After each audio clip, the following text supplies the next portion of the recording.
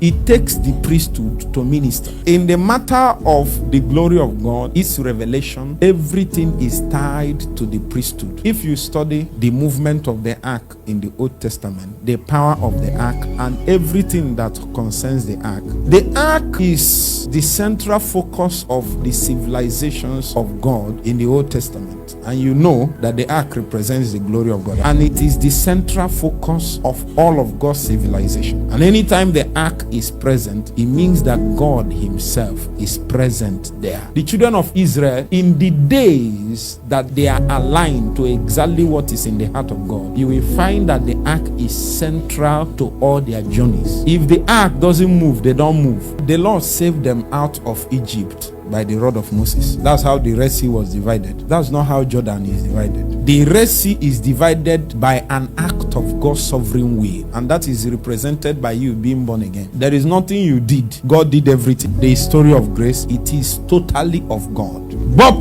there are two journeys. The promised land, which is the representative of perfection and the end of spiritual journeys. The promised land is the end of spiritual journeys. For you to start your journey, you cross the Red Sea. But for you to enter the Canaan, you cross the river called what? Jordan. Now, by the act of God, the Red Sea was divided and they entered and started their journey. But when they were about to enter Canaan, it was no more by a miracle. It was by priesthood. So the instruction bear the ark. As soon as they stepped their feet on the bank of the river, as soon as they did it, the river divided. It was when they were walking through that river, he instructed them to carry 12 stones as a memorial, so that if we appear in our generation and say it is not possible, these stones will stand in judgment against us. That there was a day that God divided Jordan to bring men to perfection. You cannot come here and say that it's not possible. The scripture has said it, be ye perfect, even as your Father is what?